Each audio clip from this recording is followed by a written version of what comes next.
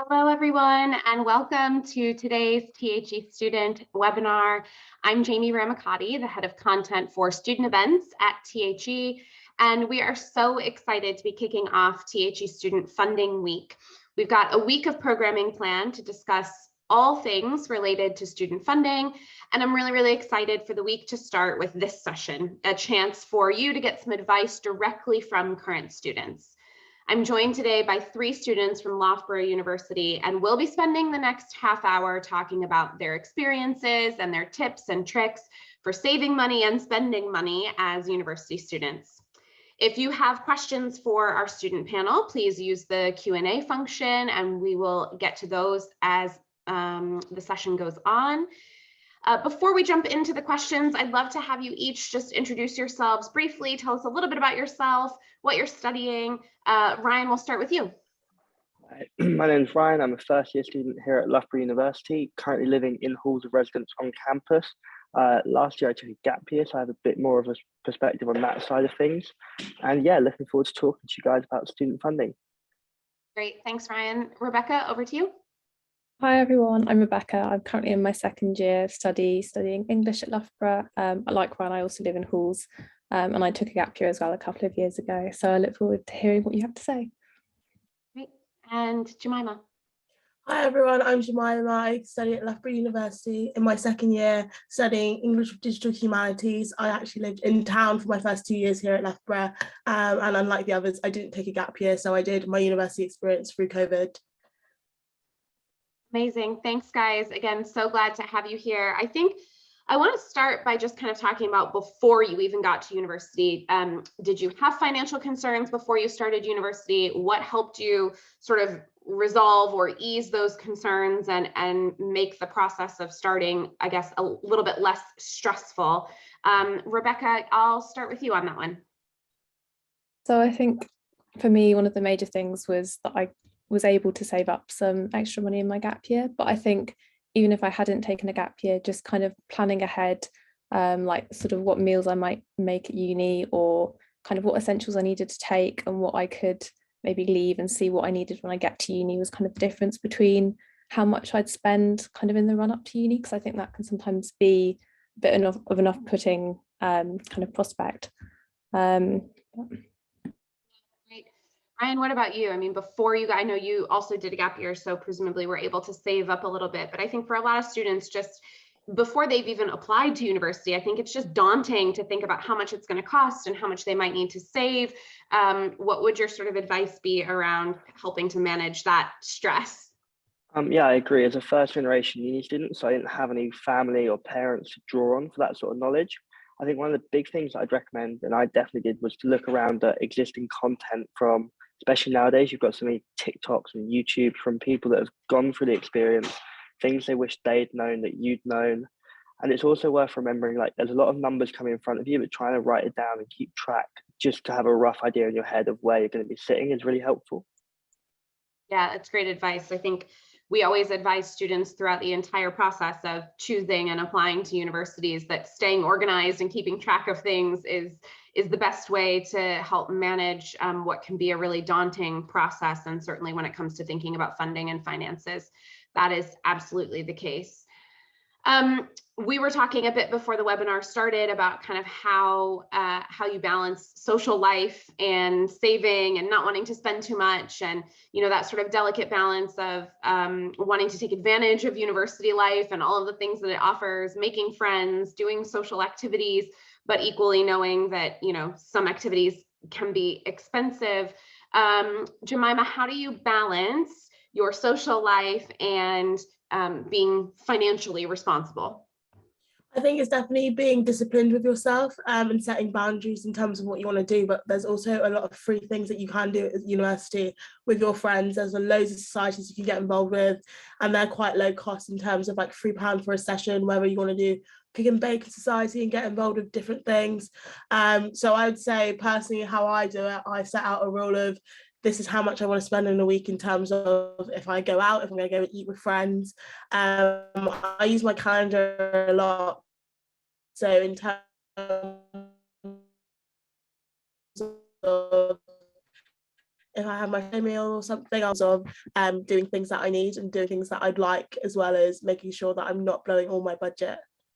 Yeah, excellent. I'm actually keen to hear from all three of you on this one in particular, sort of how you strike that balance. So Ryan, we'll come to you next. I think it's a really big case of prioritizing stuff because there's so much going on at university. There's so many opportunities necessarily on your doorstep and slightly further afield. To sort of try and plan ahead, see what you've got. You might have sporting socials or other societies that you've already committed to. Or for example, this week coming up, one of the boys, it's their birthday, so he's quite keen. We want to go out for dinner one week. So I've sort of looked ahead, set a budget and said, okay, if I'm going out for dinner with them, maybe this week I'll try and ease off somewhere else in the costs. And just sort of prioritizing where you want to spend your money. And it might not be the same every week. Some weeks you might spend more at home or on food, whereas others it might be you've got more social stuff going on. Absolutely. And Rebecca? I completely agree with Ryan and Jemima on this one as well. But I think as well, once you've done a few weeks at uni, you start to know what your costs are and you start to understand them. So it ends up being something that you don't pay attention too much week on week. So you don't need to feel chained by it, but you're kind of just aware that those costs are present. And so once you kind of realize what the split is between your social life and kind of food or other necessities, you understand then how flexible you can be with kind of socializing costs. So I think it becomes easier the more that you do it. Yeah, absolutely. We've got a question that just came in from the audience that I think is relevant to bring in now. And it's really about just kind of understanding, and the question is specifically about how do we understand how much a student might need to spend on food and groceries. But I think it ties into a bigger point, which is how do you understand some of those costs? I mean, of course, you understand what your living costs are in terms of your housing, you understand what your tuition costs will be, but there's of course a lot of costs that you maybe don't even know how to estimate before you get to university. What are you going to spend on groceries? What are you going to spend on local transportation? What are you going to spend on all of those sort of other things that add up? How did you go about understanding what those costs would be and planning for all of those sort of smaller costs that add up? Jemima, yeah. I think definitely when I came to Loughborough, I was very good in terms of my groceries, going to the cheapest shop as a student.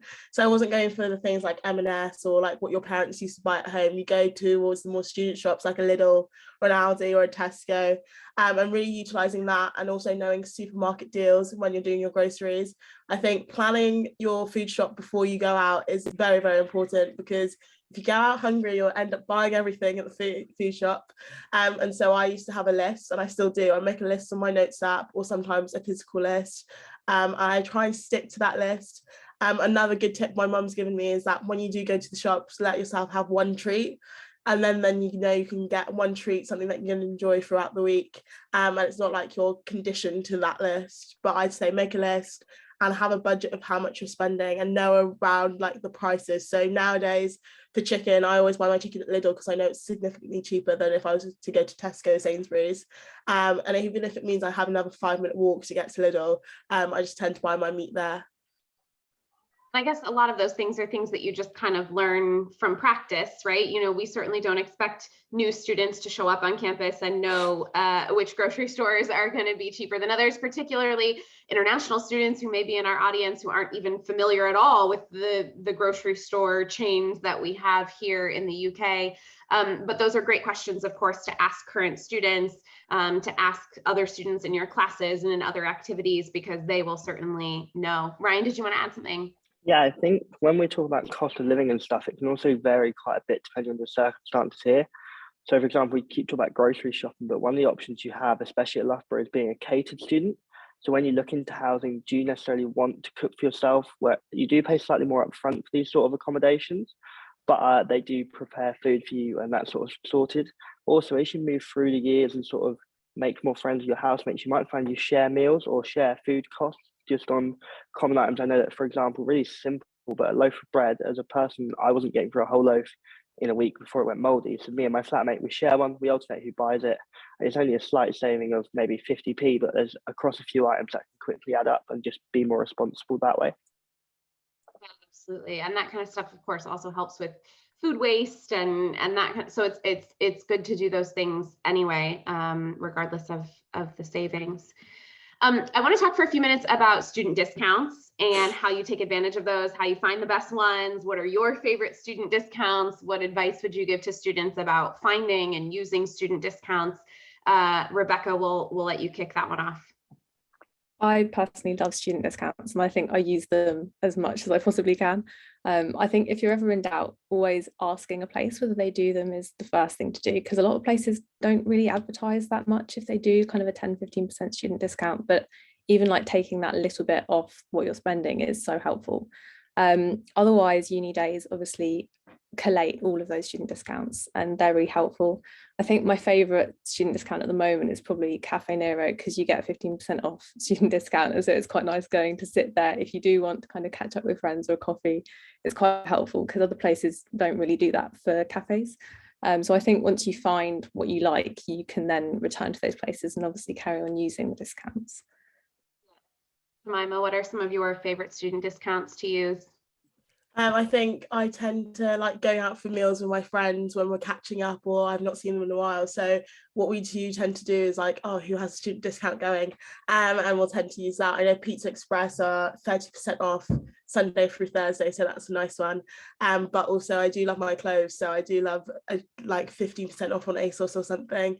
Definitely love those two, but also Superdrug's really good in terms of like beauty and like appliances. If I need some like micellar water last minute, they do 15% off, and you have to get a points card as well, which is double wins, because if you get a points card you can get money off next time you go into the shop.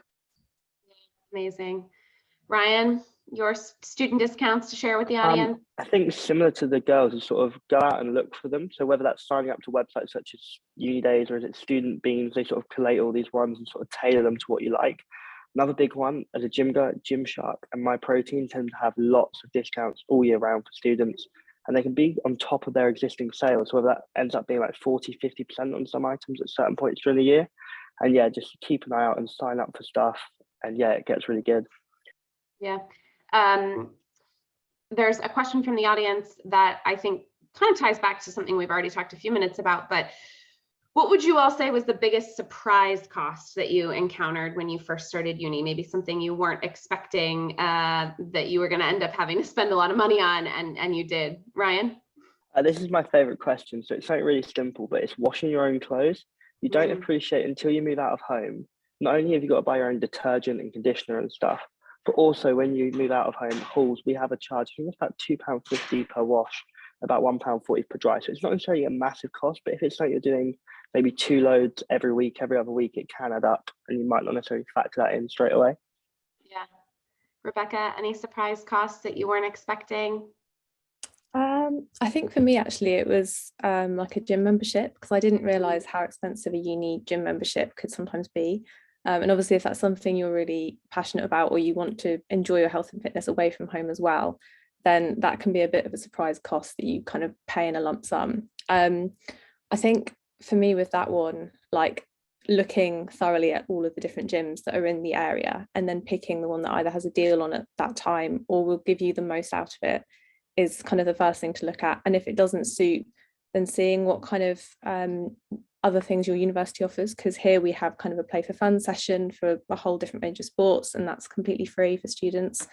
And especially kind of inter-hall sports we have as well, so you can play against other accommodation halls, and that's free too. So there's lots of opportunities within different unis to kind of fit what you want if you don't want to spend the cost of a gym membership or that sort of thing. Yeah, excellent. Speaking of accommodation, I think, we've got kind of mixed accommodation here on the panel, and I do want to talk a little bit about that because I think it is obviously a big piece of the costs of studying at uni. How did you decide where to live? What made you choose student halls over independent housing or vice versa? And how did you kind of navigate that process of choosing the right housing? Because again, that's a huge chunk of your expenditures. Ryan? So I think, as you mentioned, especially for international students, if you can't necessarily visit it, and that's still true even with COVID at the minute, we're sort of not necessarily allowed to show prospective students into student accommodation. There's a lot of online resources that you can use. So the university here, for example, you have 3D walkthroughs. A lot of the hall committees have done tours of the sort of facilities that are available. I'm not gonna lie, I was very fussy. I sort of wanted an ensuite room. I wanted a double bed, and because I had my gap year, I saved a bit of extra money. I was like, I'm gonna treat myself, so I managed to pick, and I had a deferred entry, which gave me preferential treatment to allocate myself a room. So I did pick one of the more expensive accommodation options here on campus. But I think it's just looking at what you sort of need from your hall accommodation, whether you are desperate for an ensuite bathroom, whether that be for medical reasons, religious reasons, or just your own peace of mind. But also looking at, would you mind sharing a bathroom, because that does affect the cost and stuff like that, and sort of prioritizing your needs as opposed to wants for halls. Mima, what about you in terms of choosing accommodation? I think I had a bit of a different situation and scenario to the others in terms of halls. I actually went into private student accommodation housing in town in my first year, which is a bit unheard of. And while I had really good experiences, I probably would have preferred to be on campus in terms of community aspects. But I'd say that when I was looking in terms of in town, I looked for what I wanted. Also, price was a big thing to me. So could I afford it? And I definitely looked in around, and then many people let you come for a booking to see the room. So it's quite good. I'd say think about the price point and what you want in a room and what you want from like where you live, where in terms of area, do you want to live in town, near campus? And going into second year now, when we looked for our house, it was definitely, we wanted to be in the central student area, which is called the Student Triangle here in Loughborough. We wanted to be close to like a supermarket to make life easy, but not too far from campus. So we collated all those things and found our house that we live in now. Amazing. Can I just get a show of hands from you guys? Who has a part-time job that they're also working while they're studying? Everyone, I figured. I want to talk a little bit about how you manage time between working and studying. How many hours do you work, and how do you make sure that, obviously your primary purpose right now is to be a student and to be studying. So how do you make sure that you keep that as your focus while also working? And of course, getting work experience is an excellent part of the university experience as a whole. Ryan, you want to start?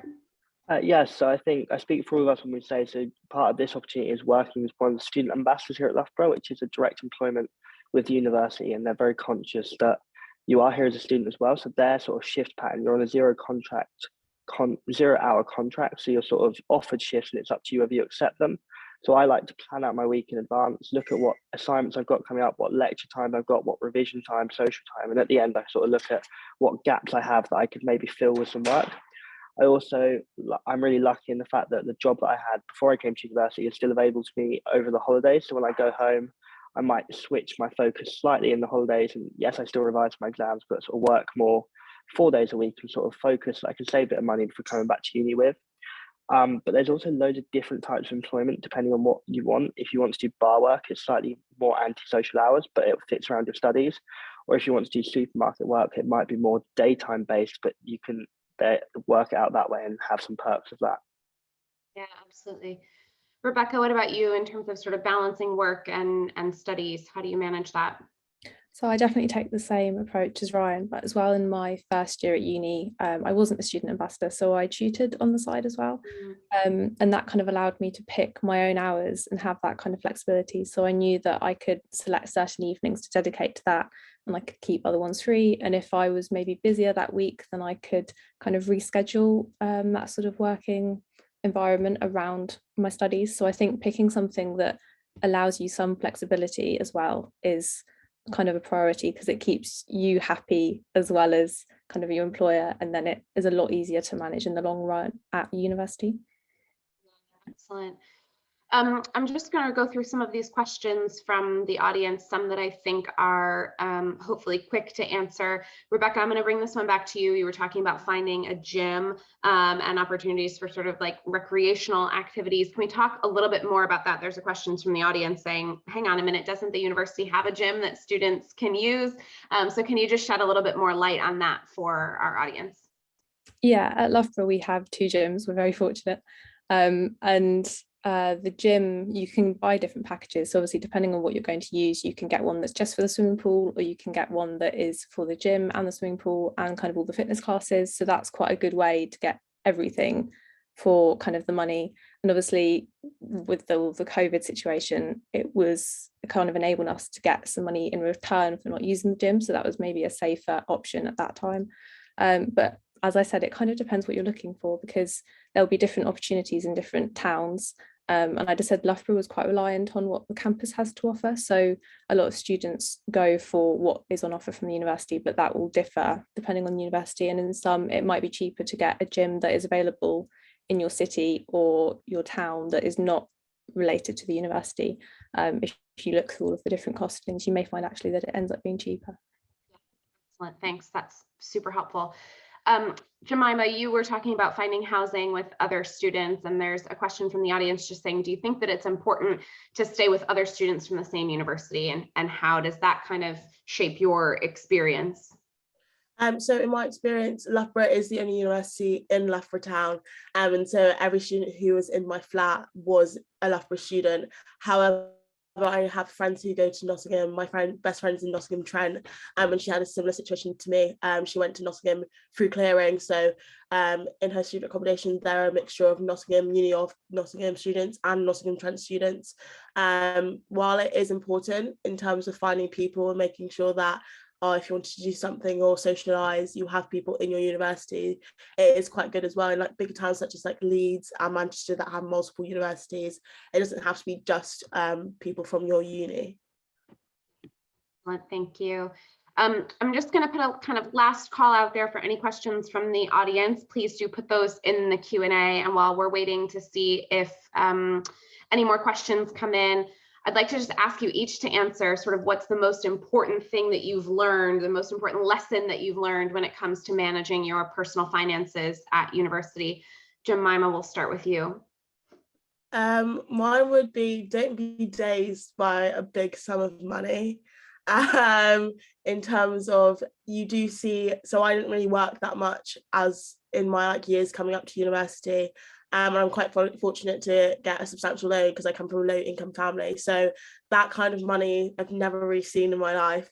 And I did get a bit flabbergasted by it. So I went straight into, I have so much money, what do I do with it? But in terms of, it does last a long while. It has to last you for 3 months on average. So when you do see this money, use it wisely, budget well, so you can have the best student experience as well, because it's there for you. And in terms of like working as well, definitely don't forsake your studies for the sake of work.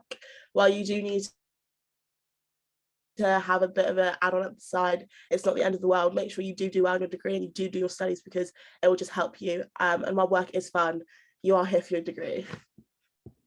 Fabulous, thank you. Rebecca, we'll come to you next. I think mine would be that you can have fun at university whilst on a budget. I think before I came to uni, I was always quite stingy with money, and I just said I still have that mindset now, but I'm better at knowing that I can afford to do things I enjoy and that might enrich my student life as well, that are still great value for money and still allow you to balance your budget amongst all the other things you want to get involved with, so you can do as much as you want. I think prioritizing is a big key factor for that. But I think you can do everything you want as long as you kind of spread it out a bit and look realistically about what you want to do. And Ryan. One of my big tips and tricks that we haven't spoken about yet is I have a separate bank account. So I have two. I have one where I get all my money in, and then I move a little bit of money each week normally, or every 10 days, sort of depending how I last and how much I've spent. And that does mean that if I get a little bit trigger happy, or if on a night out, for example, I sort of keep tapping my card, or Apple Pay can be quite dangerous nowadays, it will hit a limit and I'm not suddenly draining this massive pot, and I can sort of budget it and stretch it that little bit better. And I feel like, as Jemima said, you don't then necessarily get as gobsmacked with this one large pot of money. You sort of stretch it out and sort of see how long it's got to last you. Yeah, that's great advice. Thank you. I want to just acknowledge that there are a few questions coming in from the audience that are about really specific circumstances for particular students. And unfortunately, we're not going to address any of those, because obviously each student's circumstances and how they choose to fund their studies and the funding options that are available to them are going to be very different. So we unfortunately won't be answering any of the questions that sort of relate to very specific circumstances. But I would say, as Ryan suggested earlier, there's tons of resources out there to help you make these decisions about how to fund your studies, including at THE Student. The rest of Funding Week will be touching on some of those things, but there's also tons of editorial content on THE Student that will help guide you through the process of funding your degree. I think that's about it, unless you have any parting words of advice or tips for students that we didn't get to that you want to be sure that you share before we wrap up. The one thing I'd like to say is just make sure you have fun, sort of acknowledge that, yes, you've got to be more mature now, you're sort of heading into adulthood and it's your responsibility, but make sure you're having fun is the one thing I would say. Excellent. Thank you so much for joining us and for sharing your own experiences and your tips and advice. I think there's some great tips in here for the students who are in our audience as they start to think about how they'll fund their degree, but also how they'll make sure that they have a great time at university while also being financially mindful. So thanks for your time, thanks for your tips, and thanks to the audience for joining us this afternoon. Again, we have a handful more sessions throughout the week covering different topics related to student funding. So please make sure to join us for those, and also visit THE Student for additional resources that can help you throughout the process. Thanks, everyone.